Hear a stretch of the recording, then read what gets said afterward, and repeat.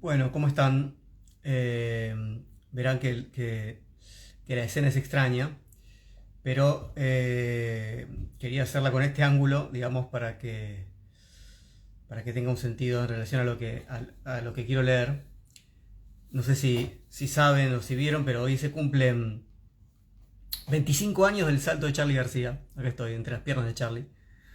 25 años del 3 de marzo del 2000.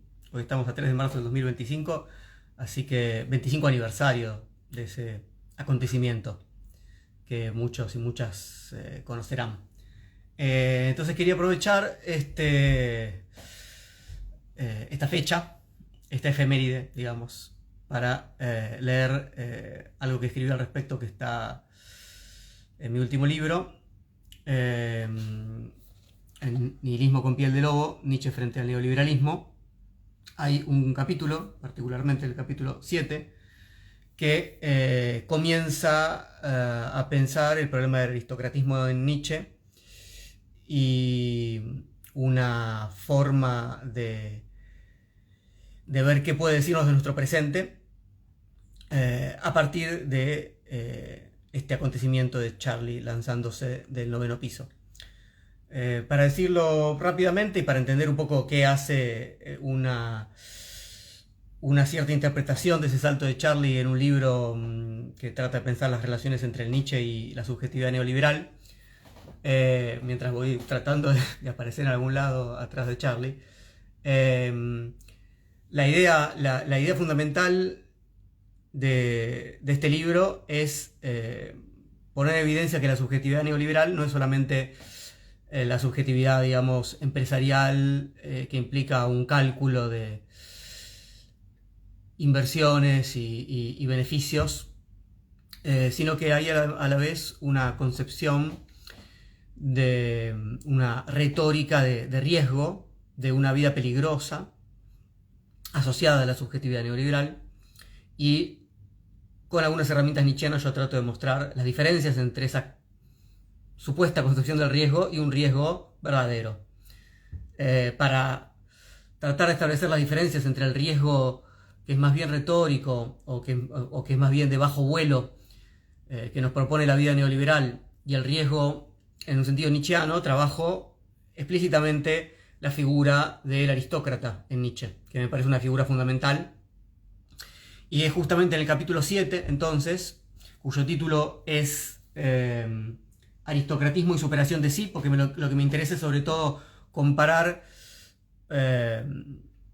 esta demanda de la sociedad contemporánea, ¿no?, de superarnos todo el tiempo a nosotros mismos, ser más productivos, etcétera, etcétera, dar todo de nosotros, la demanda de la subjetividad neoliberal, de la autosuperación, la Selbstüberwindung, dice Nietzsche, de la figura aristocrática de la vida. Para mí uno de los capítulos más interesantes del libro comienza con 2 epígrafes. El primer epígrafe es una frase de Charly. Dice: para mí el mañana es un gran mañana o nada. Y en ese gran mañana veo gente de estatura conmigo. O sea que lo mejor está por venir. Esa es la primera frase que abre el capítulo. La segunda, el segundo epígrafe es de Bataille, de Georges Bataille, y dice: no es la necesidad, sino su contrario, el lujo, quien plantea a la materia viva y al hombre sus problemas fundamentales. Después de los 2 epígrafes, entonces, hay una primera sección de este capítulo 7 titulada El 9º piso, y dice así. Empieza con una cita de Zaratustra. Pero entonces ocurrió algo que hizo callar todas las bocas y quedar fijos todos los ojos. Quienes conozcan la obra, es el prólogo de Cielo Zaratustra. Dice: el equilibrista comenzó a avanzar por la cuerda floja mientras los hombres reunidos en el mercado lo observaban estupefactos. Para ellos, que por las noches cerraban las puertas de sus casas con llave, la vida peligrosa era un lejano recuerdo transformado ahora en espectáculo. Pero cuando el desequilibrio hizo caer al volatinero, y el riesgo mostró su aspecto trágico. Los hombres del mercado abandonaron la escena rápidamente, y Zaratustra fue el único en acercarse al moribundo para decirle: «Tú has hecho del peligro tu profesión. En ello no hay nada despreciable. Ahora pereces a causa de tu profesión. Por ello voy a enterrarte con mis propias manos». Así habló Zaratustra. ¿Qué es una vida peligrosa si no es capaz de implicarse a sí misma de tal modo que pueda llevar sus propias cenizas a la montaña?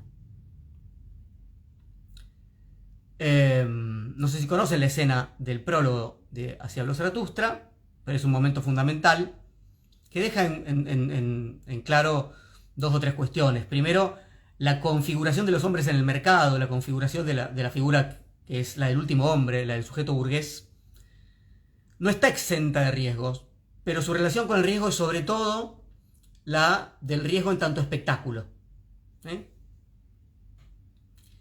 No toma verdaderos riesgos, ¿no? Vive una vida segura, pero sigue estando vivo, ¿no? Digámoslo así, un burgués sigue estando vivo.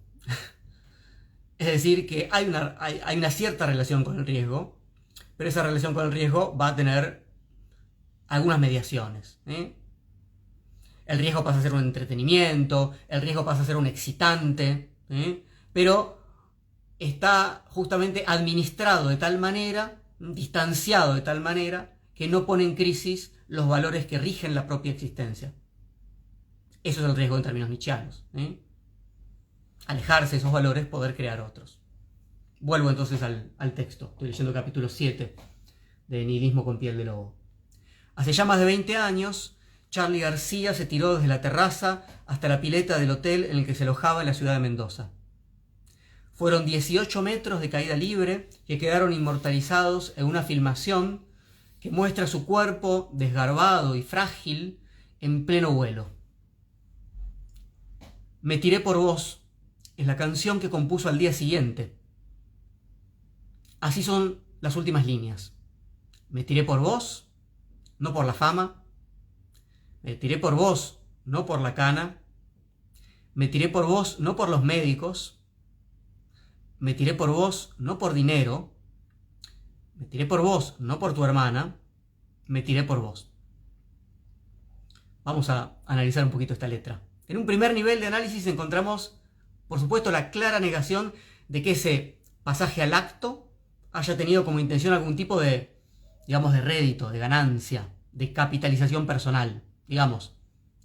Lo contrario a lo que haría un empresario de sí mismo, por caso, un influencer de redes sociales, ¿no? Que se tira, ¿sí? Capaz de hacer algo semejante, digamos, y cosas aún, diríamos, más usadas en términos físicos. Pero, ¿con qué objetivo? Con el objetivo de conseguir que ese acto espectáculo atraiga más seguidores, más vistas, en última instancia, sponsors, capitalización, etc. Un riesgo que no tiene más intención que profundizar el éxito dentro de la dinámica del mercado, al servicio del cálculo costo-beneficio. La canción nos indica, a la vez, la otra cara de la moneda. Me tiré por vos. Se opone evidentemente al acto egoísta, y nos trae sin dudas resonancias cristianas. De hecho, fíjense si esta figura del Charly en medio de su trayectoria hacia la pileta no recuerda un poco a una suerte de Cristo, ¿no? Crucificado, sin dudas. Entonces uno diría, bueno, no es un acto egoísta, me tiré por vos, hay una suerte de Cristo. Si Dios se hace hombre y sufre, si Dios cae y muere, lo hace por cada una de las almas pecadoras. Nietzsche, entonces, nos ayuda a complejizar lo que se presenta como un dualismo demasiado simple. Un pensador es aquel que se presenta justamente para obligarnos de algún modo a escapar de este tipo de oposiciones. O bien actúo en mi propio beneficio, o bien en el beneficio de otro. Es decir, las opciones para nuestros actos serían egoísmo o altruismo. A veces hay muchos que piensan de esta manera, ¿sí? Digamos, capitalismo o cristianismo. Nietzsche nos permite desarticular eso. Y Charly, en mi lectura también. Las sospechas sobre los pretendidos actos desinteresados son muy frecuentes en la obra nietzscheana. Nietzsche duda de ese supuesto desinterés del altruista.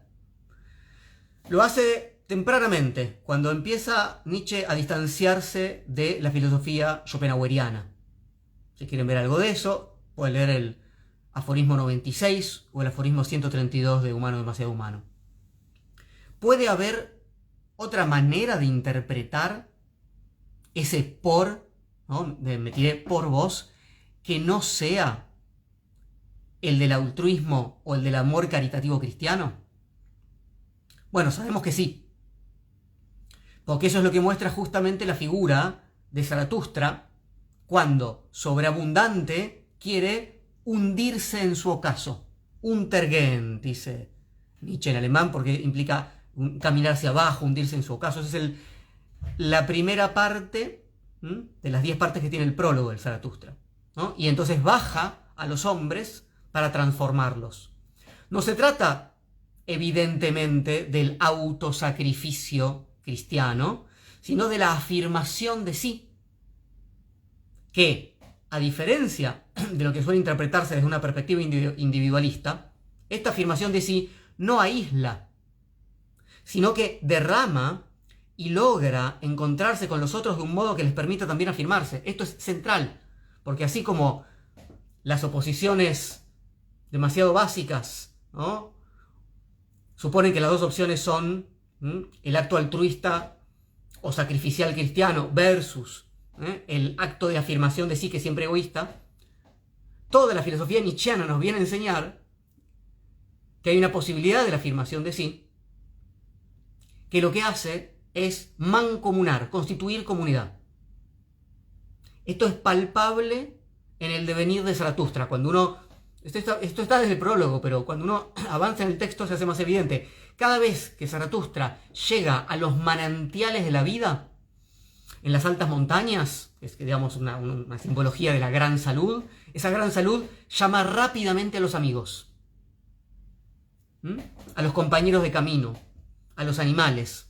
Vean, por ejemplo, si quieren, el discurso de Zaratustra, que se llama De la chusma. Nunca se describen esos estados de gran salud como una suerte de plenificación aislada del yo. Nunca es eso.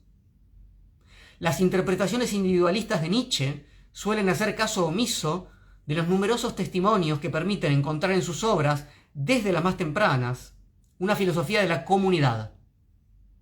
La mayoría de los lectores apresurados, por no decir malos lectores de Nietzsche, se apresuran a catalogarlo como un lector individualista y se sacan de encima el problema más interesante que hay en la filosofía nietzscheana, que es la repregunta por cómo hacer la comunidad, cómo generar, cómo encontrarnos con los otros de un modo que no implique la mutua impotencia.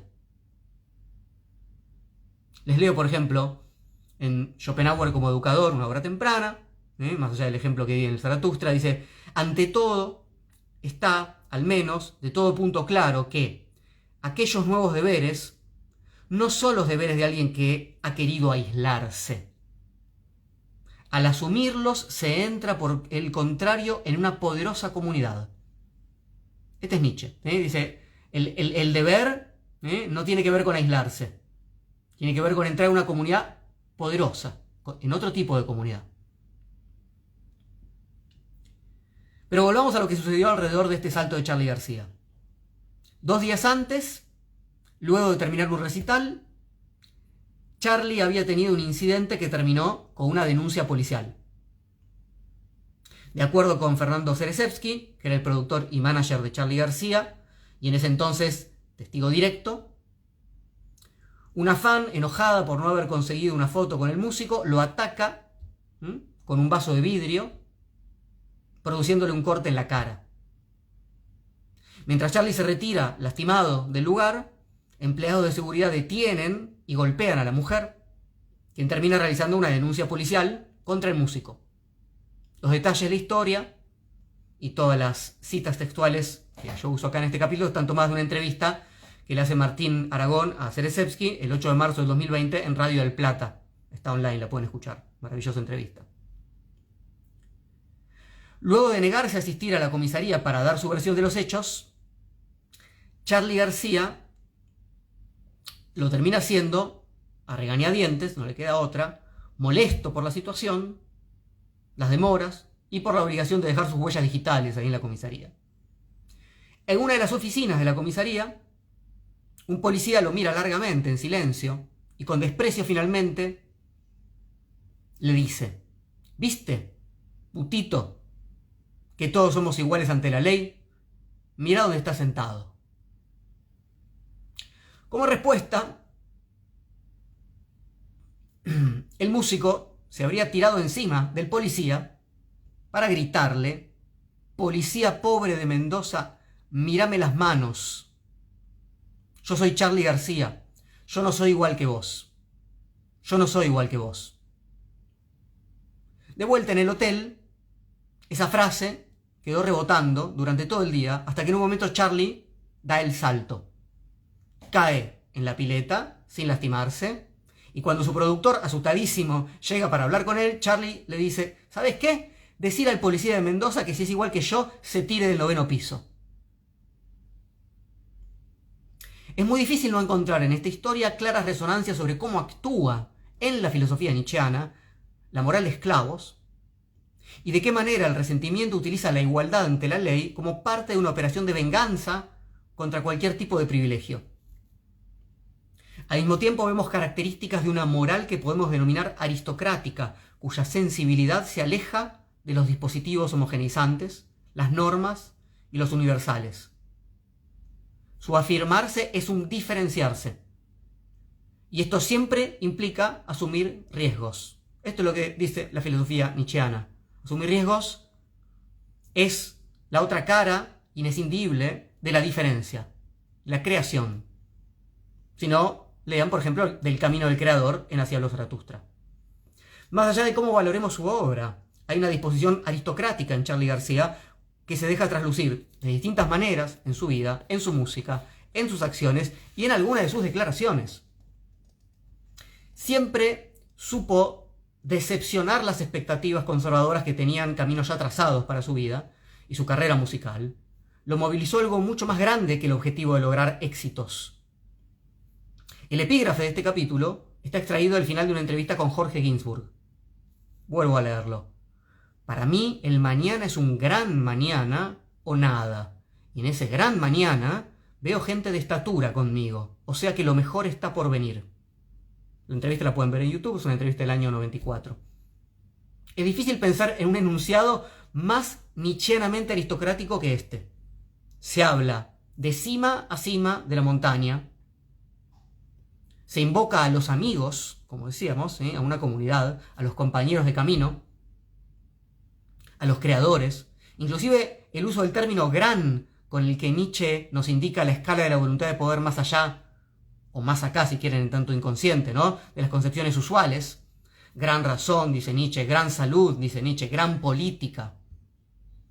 Como el corazón de Zaratustra, la salud aristocrática está sobre todo puesta y dispuesta hacia un futuro, hacia el país de los hijos, hacia la creación por venir, hacia lo que Charly llama ahí un gran mañana. De hecho, a lo largo de esa extensa trayectoria de Charly, podemos encontrar aspectos de ese carácter aristocrático nietzscheano en varias de sus letras. Por caso, yo miro por el día que vendrá, hermoso como un sol en la ciudad, de Instituciones. También hay evidentes críticas al exitismo de bajo vuelo, como en la canción Yendo de la cama al living, ¿no?, que conocerán. Podés saltar de un trampolín, batir un récord en patín, podés hacer un gol, podés llevar tu nombre al cielo, o puedes ser un gran campeón, jugar en la selección y no tienes un poquito de amor para dar. Claro está que obviamente uno puede interpretar esos actos y declaraciones de Charly García simplemente como comportamientos típicos de un rockstar narcisista. Sí, lo sabemos bien, la evaluación de las fuerzas involucradas no es sencilla y puede estar sujeta a numerosos malos entendidos. Siempre existe la posibilidad de reducir lo aristocrático a un gesto vanidoso. Eso es muy común. Pero hay una distancia tan grande entre uno y otro, entre la vanidad y la aristocracia, como la que existe entre la afirmación de sí y la debilidad propia de quien depende de la aprobación ajena. Ese es un vanidoso. Nietzsche dice explícitamente que el hombre aristocrático apenas puede comprender a los vanidosos porque tiene que figurarse, cito, esto está más allá del bien y el mal, unos seres que buscan despertar acerca de sí mismos una buena opinión que ellos mismos no tienen de sí y por lo tanto tampoco merecen, y que posteriormente creen sin embargo en esa buena opinión. ¿Ven? O sea, el vanidoso es aquel que, como no puede autorizarse a sí mismo, como no puede afirmarse, a diferencia del aristocrático, que se define por la autoafirmación, necesita esa aprobación del otro y por eso va a hacer las monerías que tenga que hacer para esa aprobación externa, para conseguir sus seguidores, su éxito, etcétera, etcétera. Lo aristocrático puede reconocerse justamente porque se aleja de la vida cómoda, de la adaptación, del cálculo, de la configuración del último hombre, y al hacerlo se pone en riesgo. Bueno, lo que sigue, esta es la introducción al capítulo en realidad, lo que sigue es el intento por mostrar de modo más fino, un poco más conceptual, en qué sentido la filosofía nietzscheana puede entenderse como una filosofía de un radicalismo aristocrático y por qué es necesario retomar ciertos aspectos de ese radicalismo aristocrático para combatir los modos simplemente retóricos o muy debilitados en los que la subjetividad neoliberal afirma que nos invita a vivir una vida peligrosa, riesgosa, etcétera, etcétera. Bueno, si tienen ganas, ya saben, todo esto está en Nihilismo con piel de lobo, pero más allá de leerles algo del libro, para mí es un homenaje a Charlie a 25 años de ese gran salto. Bueno, que tengan buen lunes.